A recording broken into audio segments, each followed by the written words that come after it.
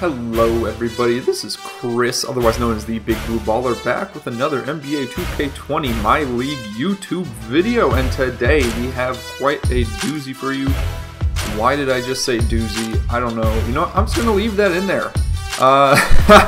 Today we are going to be playing against the San Antonio Spurs, who are not a playoff team this year, surprisingly. So it's been for the past, like 20, 21, 22 seasons that the Spurs have consistently made the playoffs, but I believe right now in the standings they are 10th or 11th maybe, behind teams such as the Pelicans and the Portland Trail Blazers, as Luka Doncic driving in and getting a bucket there. He's going to be getting a lot of those easy layups today, as DeMar DeRozan getting the green lights from mid-range. That's his shot, his money shot from the mid-range, getting it to go. And right there, I meant to pass to Luka as he was cutting in, but I hit the wrong button. No worries, we still got it to him eventually and was able to score. And this was before, this gameplay was before the last patch that came out, and I believe if we go ahead and play the audio right now. Yeah, you probably would have heard there. Whatever sound that is, I believe in previous 2Ks, like during the NBA draft and the franchise modes, they'd have that little annoying tune playing in the background, and for whatever reason that started playing on every single one of my free throws in any game mode. Didn't matter if it was My League, Play Now, My Career, etc. Play that little tune in the background whenever somebody went up for a free throw, whether it's the home team or the away team. But I think the latest patch fixed that, so we should all be good now. Anyways, getting to the main point of this video, we're already 2 minutes in. I haven't even gotten to what I want to talk about. This game, again, Hall of Fame difficulty for any of you that are new to the My League series here on the Big Blue Baller Buckets YouTube channel. And I have lost a Hall of Fame once. I think it was within a 10-point deficit to the Grizzlies. However, you know, the Spurs, I'd say overall, are a better team. Yes, they're not higher in the standings, but I think their overall team is more well constructed. And, you know, you have playoff veterans like LaMarcus Aldridge, DeMar DeRozan, even Rudy Gay at times. But yeah, this game wasn't even a contest. I'll just say it right now. You're going to be seeing a complete annihilation of the Hall of Fame CPU. And in fact, we end up winning this one by about 50 points. Yeah, and so I guess the main topic of this video isn't going to be so much about the gameplay, although I am going to interrupt from time to time. And the fourth quarter, get ready for that, because the fourth quarter is going to be absolutely amazing. But I mean, the topic of this video is really just going to be talking about the Hall of Fame difficulty and how it compares to previous 2Ks, because to be quite honest, it doesn't really compare very well at all. For anybody that's played 2K for the past 10 years or so, the first 2K that I owned was 2K11, and the Hall of Fame difficulty in that game, oh my goodness, it would drive me insane. I couldn't play it. I tried. You know, I'd watch people like, you know, Chris Move on YouTube and be like, oh dang, like, you know, he's still out here winning games by double digits. As Tim Hardaway Jr. pulls up to the mid-range with the green lights. But yeah, you know, Chris Move getting the Hall of Fame CPU, double-digit wins on My Career and whatnot, and I'm just like, you know, I can do the same thing, right? Nope. I struggled pretty hard, and I know I wasn't the only one. Yeah, I hated Hall of Fame very much. I think I usually ended up playing like Superstar difficulty or All-Star difficulty on 2K11. Was not a fan. Other people like Great Story Bro, who hasn't made YouTube videos in like 5 years or so. He was doing association modes back when My League was called Association for 2K11.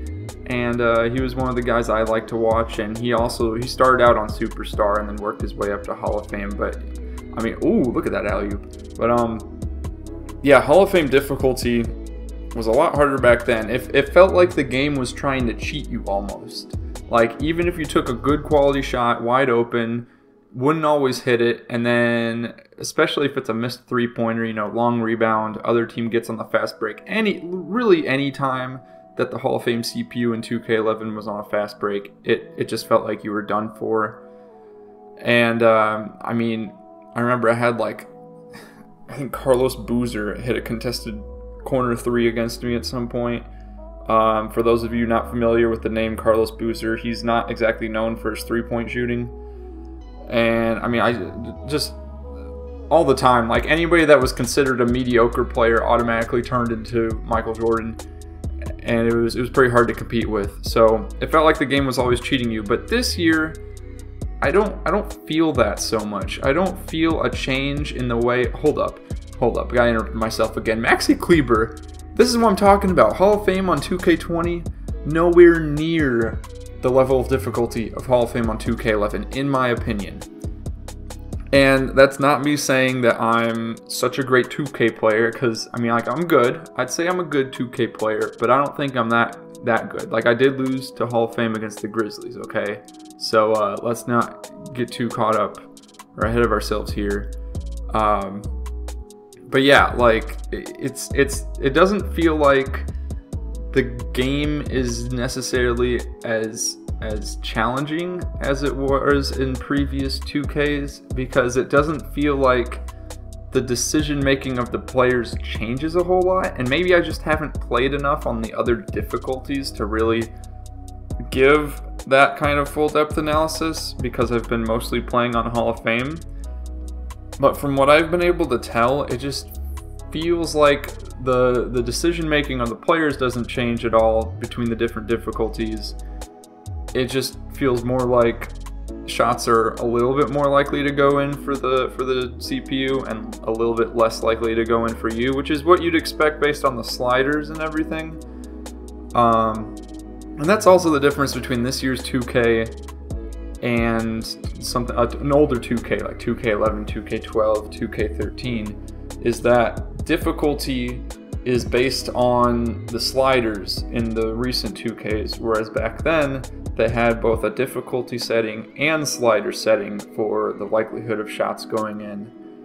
And so, you know, I wonder if that's part of it too, is that, you know, if you're able to read the movements of the CPU on the easier difficulties, then when you get to Hall of Fame, the CPU is still going to respond in the same manner to certain movements and certain plays as they would on the other difficulties. It's just that shots are less likely to go in for you and more likely to go in for the CPU, and then, you know, etc. with all the other stats and everything, the sliders that get slightly adjusted, bumped up or bumped down based on whether it's for the user or the CPU. So it makes me wonder, you know, whether or not the difficulty actually means anything, and it's really just to do with the sliders. Says, oh my goodness, look at Porzingis right there with the volleyball spike of DeRozan's layup.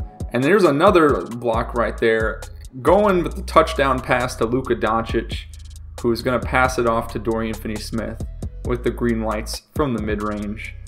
I'm going to get back to the gameplay now. I want to know what you guys think about the Hall of Fame difficulty this year. If you've played on it at all, how good you are at 2K, what your experience is versus the other difficulties. I'd really be interested in hearing, because from what I can tell, like I said, it really doesn't feel like a challenging difficulty compared to the previous 2Ks, and it also just feels like it's really just a shot percentage thing, and not so much a change in the way that the AI responds to certain plays and whatnot.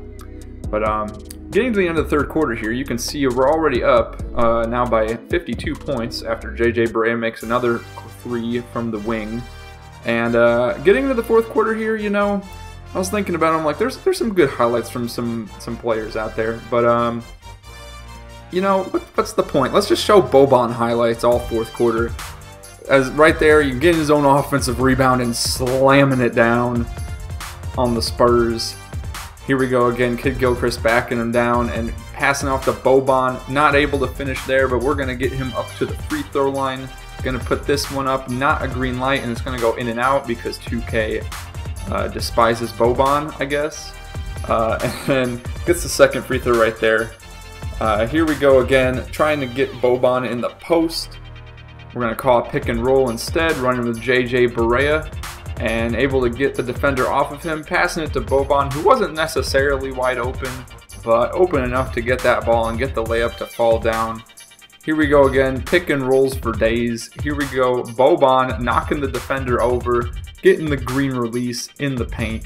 Too easy. Boban, I'm telling you, he's our secret weapon. I know I just said 2K's disrespecting Boban, but let's be honest. They really do respect Boban. The only thing I've found to be a challenge is maintaining his stamina. But, you know, when we get to the playoffs, if Hall of Fame continues to be easy against playoff caliber teams, then we're going to go ahead and just roll with Boban for a whole game. Why not? Might as well, right? Make this fun, exciting. We might try some different sliders out too, realistic sliders or whatnot. We'll just have to see.